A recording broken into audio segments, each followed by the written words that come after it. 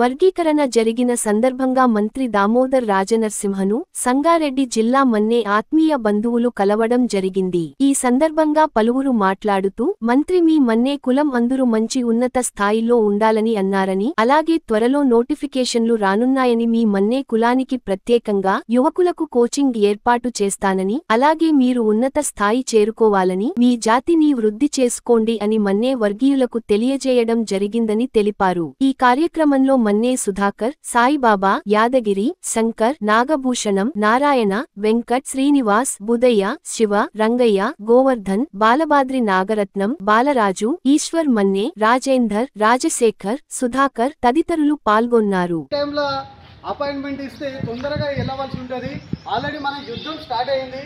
ఈ యుద్ధంలో ఎప్పుడు మనకు అవకాశం వస్తేప్పుడు తొందరగా మన సంఘ నిర్మాణం కోసం అందరూ కూడా పాల్పంచుకొని ముందుకు పోవాలని, మీ అందరి సహాయ సహకారాలు ఈ విధంగానే ఉండాలని, మరియు ఫ్యూచర్లో మనం అందరం కూడా అభివృద్ధి చెందడం కోసము మన వైద్య ఆరోగ్య శాఖ మంత్రివర్యులు శ్రీ దామోదర్ రాజనరసింహ సార్ గారు మంచి హృదయంతో స్పందించి వర్గీకరణ విషయంలో తను కూడా మనకు తీసుకున్నటువంటి విధి విధానాలు కూడా చెప్పడం జరిగింది. కాబట్టి దీన్ని దృష్టిలో ఉంచుకొని ఇక్కడికి వచ్చినటువంటి అందరూ కూడా మన గ్రామాలలో మండలాలలో మీతో మన వాళ్ళతో డిస్కషన్ చేసి అందరూ కూడా పెద్ద మొత్తంలో ఏ మీటింగ్ అయినా కానీ హాజరయ్యే విధంగా మీరు అందరూ చొరవ తీసుకోవాలని మిమ్మల్ని అందరూ మా యొక్క బాధ్యత భావించి మీ అందరూ కూడా విన్నవించుకుంటున్నాము.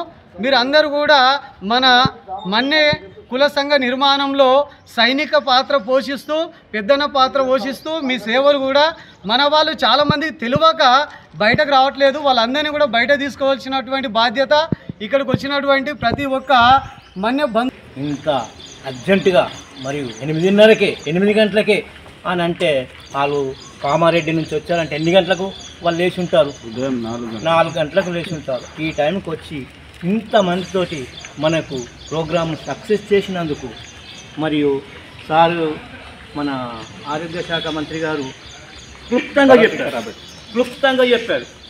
ఏంటి మీకు ఈ అర్థం ఉంది, ఇంత ఛాన్స్ ఉంది, మీ పిల్లలను ఎడ్యుకేట్ చేయండి, ఎడ్యుకేట్ చేసి మంచి డెవలప్మెంట్ కార్యక్రమం ప్రోత్సహించండి. తర్వాత మీకు మీటింగ్ పెడుతున్నాము. తర్వాత అతి త్వరలోనే సంగారెడ్డి లోకల్ ఉన్న వాళ్ళతో మాట్లాడతామన్నారు. ఇది అయిన తర్వాత మన సిటీలో కూడా మాట్లాడతామన్నారు. కోచింగ్ సెంటర్లకు వెళ్ళాలని చెప్పారు, ప్రిపేర్ చేయమన్నారు పిల్లలను. ఈ సదవకాశాన్ని మన ఉద్యోగాలు లేని వాళ్ళందరికీ up to 10th to degree పీజీలు చేసేందుకు వారికి అవకాశం ఉంటుంది. కాబట్టి మన గౌరవ అధ్యక్ష పాత్ర పోషించి వెంకన్న గారికి మరియు మన ప్రతి విలేజ్ నుంచి వచ్చిన మన్నే బంధువులందరికీ మా యొక్క ధన్యవాదాలు.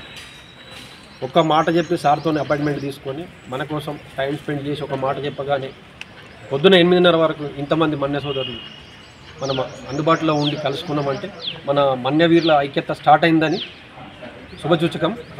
దానికి మనం ప్రతి ఒక విలేజ్లో మన బుచ్చన్న సార్ గారు పెద్దలు చెప్పినట్టుగా ఇప్పుడు మన్నే అనేది చాలా మార్వేర్ సర్నేమ్స్ ఉంటాయి.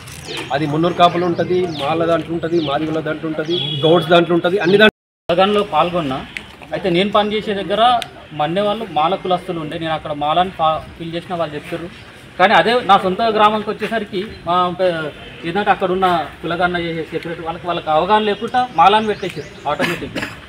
నేను దాని తర్వాత చెక్ చేసిన మనలో నేను చెక్ చేసి దాని తర్వాత నేను డేటా ఎంట్రీలో కూడా ఉన్నా కాబట్టి ఉండే మా సెక్రటరీ తోటి మొత్తం చేంజ్ చేయించి మళ్ళీ మన్నే మనం డ్రైన్ బాక్స్ మాది నర్సాపూర్ మండల్. అయితే అవగాహన లేకపోవడం వల్ల ఇప్పుడు ఇంకోటి ఏంటంటే యూత్ కూడా మనలకు చదువుకునే పిల్లలకు ప్రతి ఒక్కరు చెప్పండి, మీరు క్యాస్ట్ సర్టిఫికేట్ తీసుకుంటప్పుడు ఇట్లా తీసుకోకండి, ఇది మనది అని చెప్పుకోవడం ఇంపార్టెంట్. ఎందుకంటే మనం సర్టిఫికేటే కదా, మనం ఎంత మాట్లాడినా రిజర్వేషన్కి వచ్చేసరికి సర్టిఫికేట్ యూజ్ అవుతుంది. సో గ్రామానికి ఒకరు యువకులు బాధ్యత తీసుకొని మనలకు మన మన్నే బంధువులందరికీ నేను నమస్కారం తెలియజేస్తూ, ముఖ్యంగా సార్ చెప్పిన పాయింట్లలో మనం ఇప్పటి వరకు మధ్యలో ఉన్న గ్రూప్ని తీసుకొచ్చి అత్యంత వెనుకబడమని సారే ఐడెంటిఫై చేసిండు. ఎందుకంటే అంత జనాభాలో మీరు తట్టుకోలేరని చెప్పి మిమ్మల్ని ఏళ్ళకి తీసుకొచ్చామని సార్ స్వయంగా చెప్పాడు. అందుకని ఆ అవకాశాన్ని వినియోగించుకొని మనము మన సంఘ అభివృద్ధి కోసము ఎవరు మీ పెద్దలు చెప్పినట్టు ఎవరు తను చైన్ సిస్టమ్ కానీ ఇంకొకరు కానీ మనస్పర్ధాలు పెట్టుకోకుండా అందరూ నాకేమనకుండా అందరూ ముందుకు వచ్చి ఏ పిలిపించిన సంఘ ఐక్యత కోసము ముందుండి నడవాలని, ముఖ్యంగా నడవాలంటే మనము మాట్లాడుకునే ఖచ్చితంగా ఇది మీడియా దయచేసి మీడియా కావాలి.